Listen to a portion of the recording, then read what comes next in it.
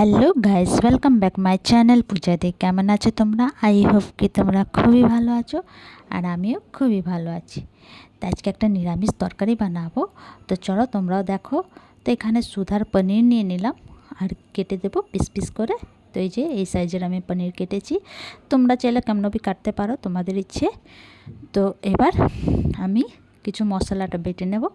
দিয়ে দেবো কাজু, একটা কাঁচা লঙ্কা, আদা, একটা টমাটোর, পোস্ত 2 চামচের মতন পোস্ত দিয়েছিলাম আমি। আর একটুখানি জল দেব, বেশি জল দেব না, আমি একটুখানি জল দিয়ে এটাকে পিষে নেব। তো এই যে পেস্ট রেডি। এখানে বসিয়ে দিলাম প্যারাফিন, ওর মধ্যে দিয়ে দেবো একটু তেল, আর এই যে পনিরটাকে লাল লাল করে ফ্রাই করব, লাল লাল করে ফ্রাই করব ভালো করে। এই তরকারি একবার বানিয়ে খেও, নিরামিষ তরকারি আছে, যে কোনো সময় তোমরা বানাতে পারো, পরব তেবারের মতো বানিয়ে খেতে পারো। তো খুবই টেস্টি লাগে, খুবই ভালো লাগে খেতে।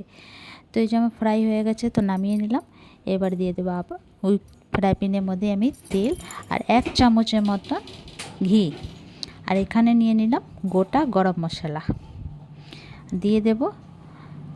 ঘিটা গরম হয়ে গেছিলো, আর একটা কাঁচা লঙ্কা ছিঁড়ে দিয়েছি, আর যে পেস্ট বানিয়েছিলাম ওই পেস্টটা আমি দিয়ে দেবো।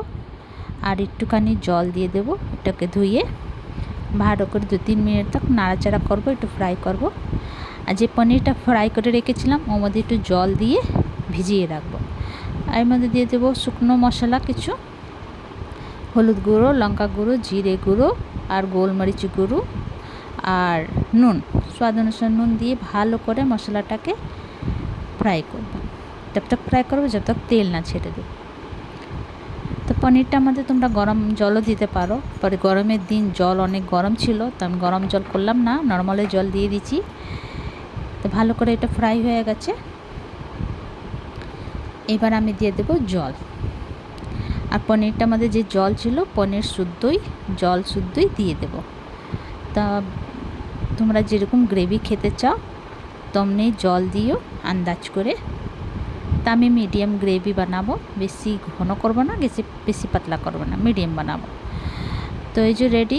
নামানো আগে 1 চামচ আমি ঘি দেব, ঘি দিয়ে একটু নাড়াচাড়া করবো, ভালো করে ফুটিয়ে নেব। তারপরে এই যে আমার নিরামিষ পনির রেডি।